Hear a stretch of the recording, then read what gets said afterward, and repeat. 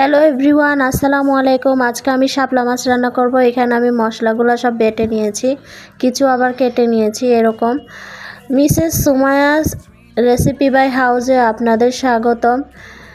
আমার চ্যানেলটি অবশ্যই লাইক, কমেন্ট এবং শেয়ার করে দেবেন। পাশে থাকা বেল আইকনটি চেপে আমার পাশে থাকবেন, যাতে সবার আগে আমার ভিডিওটি আপনাদের কাছে পৌঁছে যায়। এখানে আমি কড়াইটা গরম করার পরে কিছু তেল দিয়ে দিয়েছি, সয়াবিন তেল।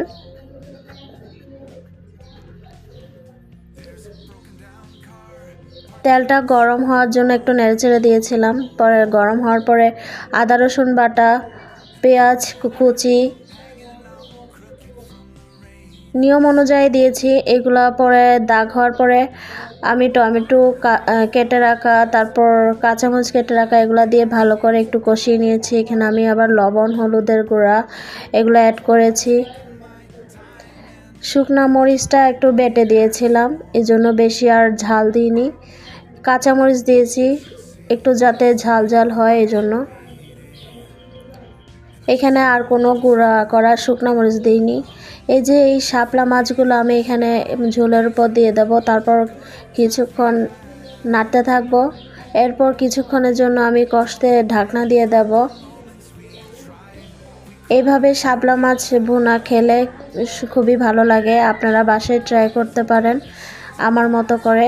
যারা খেয়েছেন অবশ্যই তারা তো জানেন মাছটা কতটা মজা, এবং যারা খাননি এখনও অবশ্যই ট্রাই করেন। মাছটা আসলে খুবই মজার।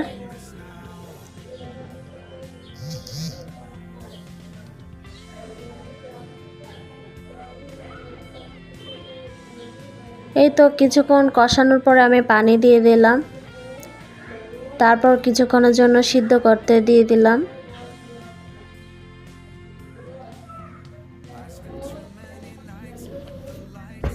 সিদ্ধ হয়ে গেছে, এবার পানিটা আমি শুকিয়ে নেব ভালো করে।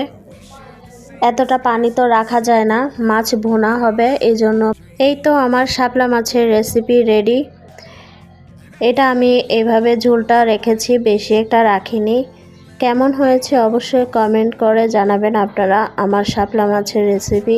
যারা এই মাছটি এখনও ট্রাই করেননি অবশ্যই ট্রাই করবেন। আমিও প্রথম খেতে চাইতাম না, কিন্তু এখন আমারও ভালো লাগে। এটা আসলে তেমন খারাপ কিছু না, খেয়ে দেখতে পারেন। মাছটা আসলে খুবই মজার, পুরো মাছটা খাওয়া যায়। কাঁটাগুলো এত নরম নরম, আসলে খুবই ভালো লাগে। আজকের মতো এই পর্যন্ত। আপনারা সবাই ভালো থাকবেন, সুস্থ থাকবেন।